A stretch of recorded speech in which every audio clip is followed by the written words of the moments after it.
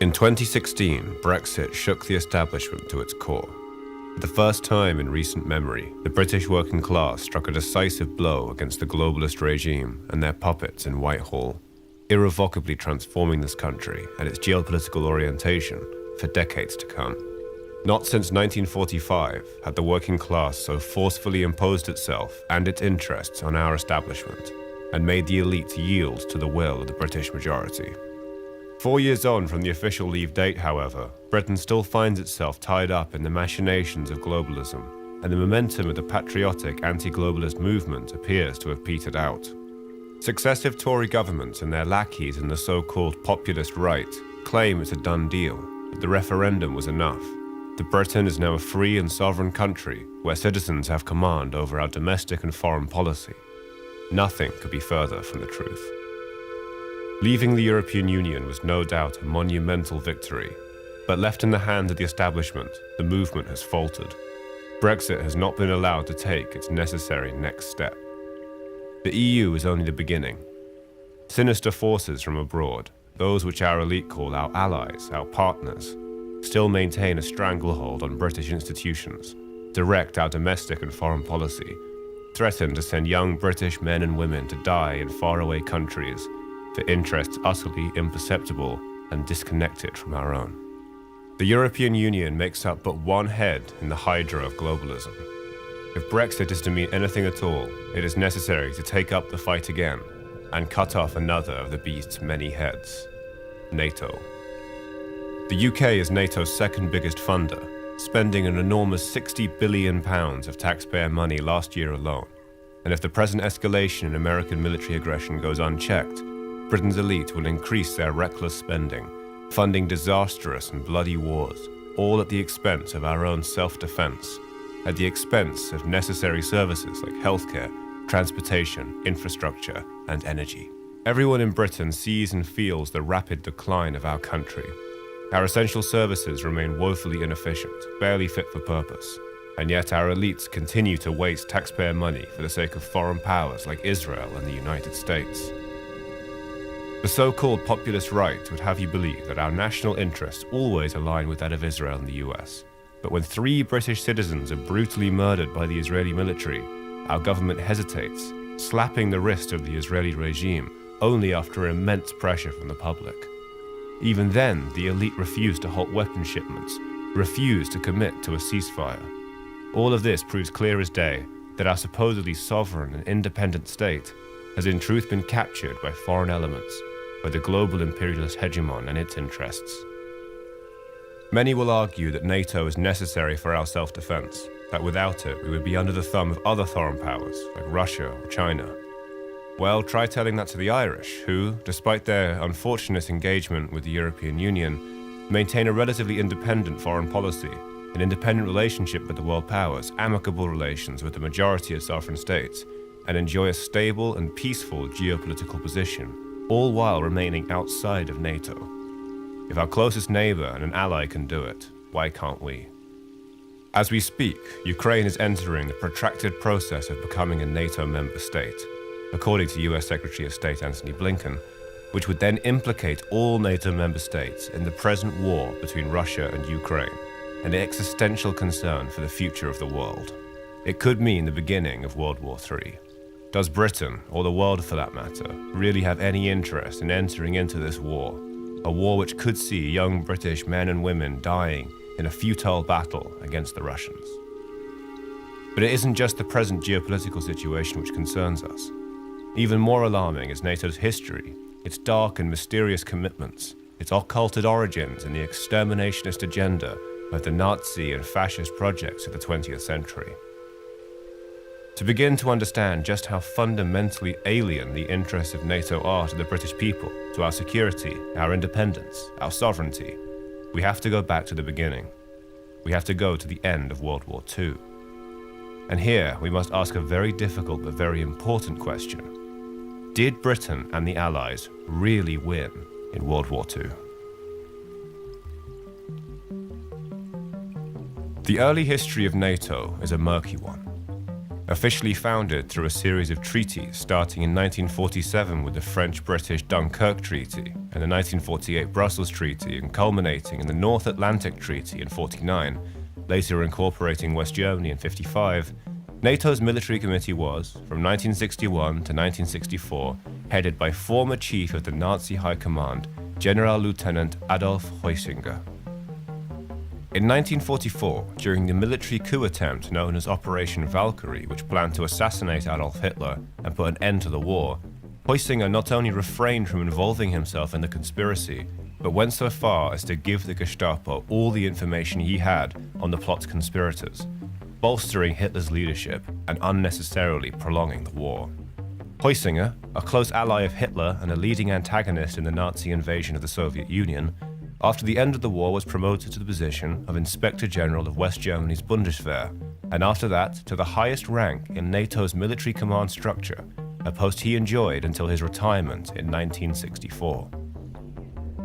According to the Soviet Union, the nation which suffered dearly at the hands of the Nazis, yet ultimately dealt the final blow against them and ended World War II, Heusinger was responsible for numerous war crimes committed on Soviet territory during his tenure as chief of the Nazi army, and had a warrant out for his arrest by Soviet courts. But Heusinger wasn't the only Nazi in NATO's command structure, nor was he the only Hitlerite in a leading position in the post-war Euro-Atlanticist camp. There's a veritable laundry list of Nazi Party members and Nazi soldiers who would go on to serve prominent roles in NATO and the European Union.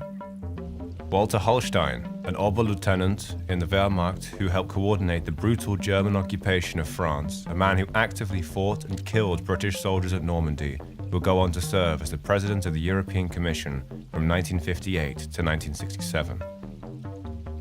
True to his Nazi origins, Hallstein famously dismissed the fundamental Western values of national sovereignty and self-determinations as, quote, doctrines of yesteryear, considering himself the sole leader of Europe and styling himself as the European Prime Minister. Hallstein relentlessly pushed to integrate the newly formed European Economic Community, precursor to the EU, into one singular integrated geopolitical entity.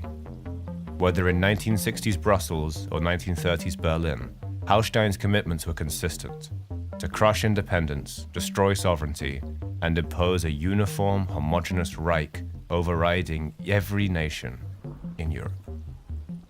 But the Nazi connections don't stop there.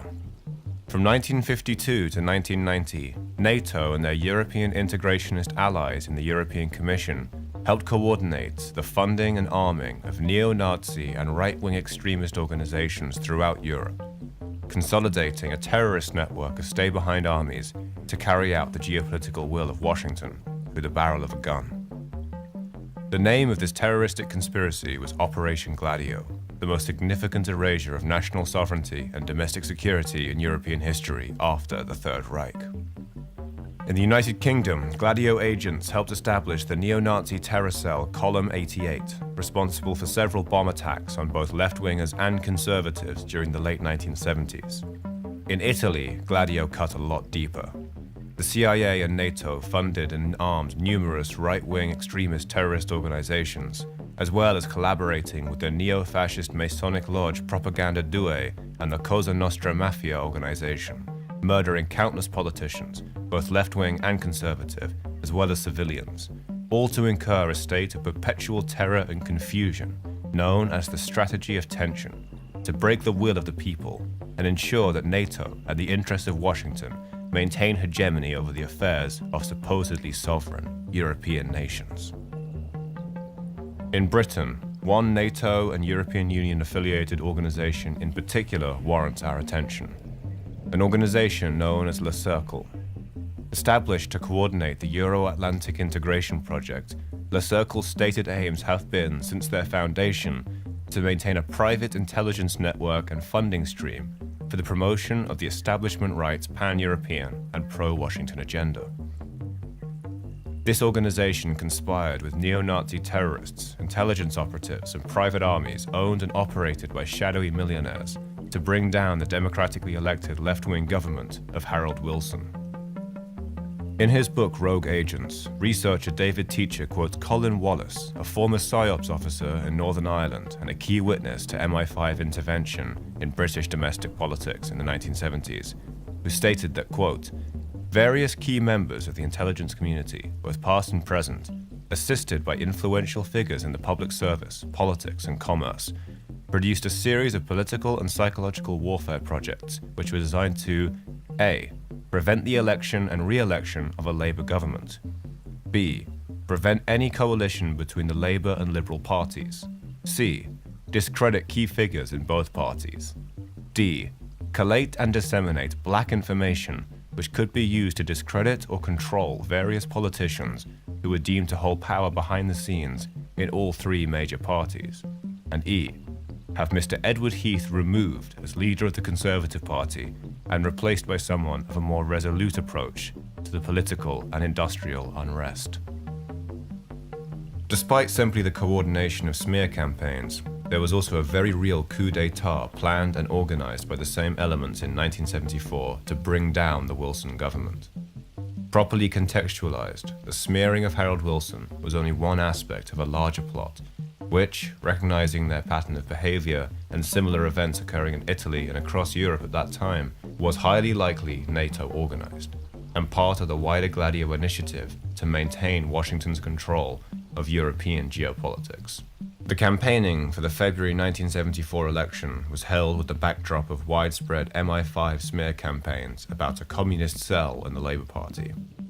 Wilson himself was placed under blanket surveillance by MI5 during the election campaign. For the first time, troops and tanks were deployed at Heathrow Airport, and joint army-police patrols began. On the 18th of January, The Times reported that the CIA and NSA were also stepping up counter-subversion operations in Britain.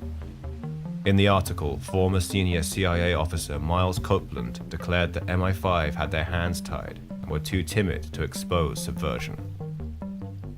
The following week, on the 25th, The Times published largely unfounded allegations by Joseph Frolick, a Czech intelligence defector to the CIA, who claimed that several Labour Party MPs were spying for the USSR. Frolick was a key witness for the counter-subversion lobby and the ultras within MI5, quote-unquote confirming their fears that the Labour Party was indeed a nest of Soviets.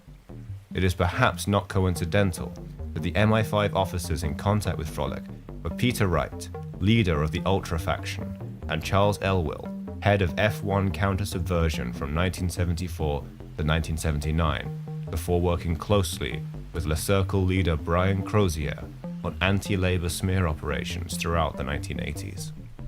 On the 28th of January, the Daily Telegraph carried a full-page article entitled "Communists Aim to Dictate Labour Policy," which described, quote, the grip of communist trade unionists on the Labour government. The contribution of the anti-union outfits to cranking up the tension was considerable. Aims of Industry, run by SIF's Michael Evans, launched an appeal for £500,000 to prevent the election of a Labour government. The considerable sums raised from AIM's 4,000 member companies paid for a massive media scare campaign which ran newspaper adverts depicting Stalin hiding behind a grinning mask. Another important contributor to the media barrage was veteran MI6 coup master G.K. Young. Young set up the Unison Committee for Action, a citizens' militia to keep essential services running, perhaps the most significant of the three private armies formed in the mid-1970s. On the 3rd of February 1974, over a page of The Observer was given over to a summary of the ISC's special report, Sources of Conflict in British Industry, under the banner headline, The Communist Connection. The ISC report claimed that trade unions were rampant with, quote, red wreckers, plotting to bring British industry to its knees. On the 20th of February, 8 days before the election, the London Evening News carried a claim by G.K. Young that there were, quote, 40 or 50 Labour MPs for whom the Labour ticket is a cover for more sinister activities. Another element in the anti-union campaign was death threats against union leaders. The police took the threats very seriously and arranged police protection for several TUC officials. Every single claim of Soviet communist infiltration of the UK Labour Party was utterly false, and constitutes one of the most egregious cases of psychological warfare in British political history, orchestrated, allegedly, by the NATO-backed Le Cercle group. But despite this barrage of propaganda, the election on the 28th of February 1974 did not give any party a clear majority. After the Liberals refused a coalition with the Conservatives, Edward Heath was forced to resign. The counter-subversion lobby's fears had become reality. Having won the largest number of seats, Labour formed the new government. However, the new Prime Minister Harold Wilson had an unworkably small majority, and so he called fresh elections for October. In between the two elections, MI5 and the counter-subversion lobby went all out to ensure a Labour defeat. In June, July and September, troops and tanks again made their appearance at Heathrow Airport, whilst the army continued joint patrols with the police.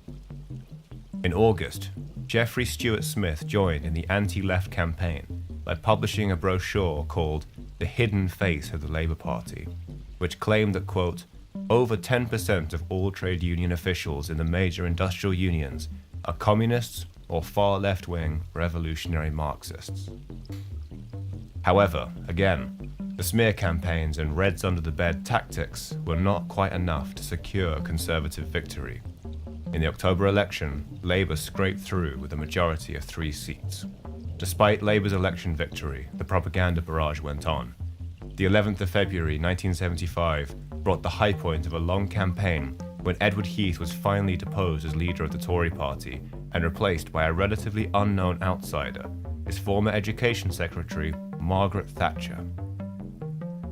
Thatcher's leadership campaign had long been run by Tory MP and former MI6 officer Airey Neave, who played a central role in the conspiracy, together with Peter Wright and the MI5 Ultras, G.K. Young and the Crozier Complex. After years of psychological warfare, threats from private armies, and coordination between the CIA and the British intelligence community, Harold Wilson resigned. As Teacher demonstrates, even Thatcher's rise to power had been carefully coordinated by this network, headed by Le Cercle power brokers like Brian Crozier and MI6 agents like Airey Neave. Thatcher, the Prime Minister who brought us into the European Union, who de facto handed control of British defence policy directly over to NATO, as per her 1981 Defence White Paper.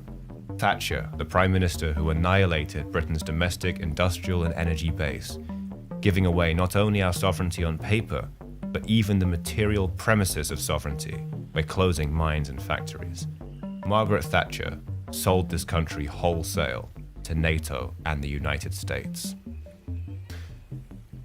Her Europeanism, and in effect the entirety of the European integrationist project, has been, since its foundation, merely a front for American unipolar hegemonic control, the eastern frontier of the American empire.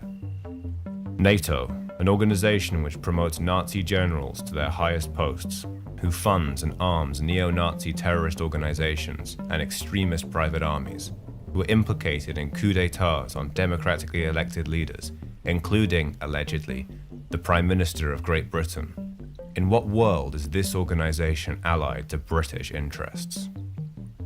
The only interests NATO serves are that of a very small, corrupt clique of shadowy power brokers, an elite dead set on maintaining control at all costs. NATO doesn't defend democracy, it is the antithesis of democracy. NATO is, by both its genealogy and its actions, in total continuity with the Nazi regime. It is, for all intents and purposes, the Fourth Reich. Fast forward to the modern day, and NATO continues to provide covert support for neo-Nazi terrorism, endorsing, funding, and arming the neo-Nazi Special Operations Detachment Azov, known as the Azov Battalion to most. NATO backs terrorist organizations which proudly claim continuity with the World War II era SS Galicia Division, the Nazi-backed Ukrainian National Army, and Stepan Bandera's infamous Organization of Ukrainian Nationalists, all implicated in the Holocaust, all actively participated in brutal pogroms, and all complicit in the genocides of Polish, Ukrainian, and Russian civilians, including women and children, during the Nazi occupation of Soviet Ukraine and Russia. Today, NATO member states like Canada honor these butchers with medals, build monuments and memorials to commemorate the actions of their soldiers.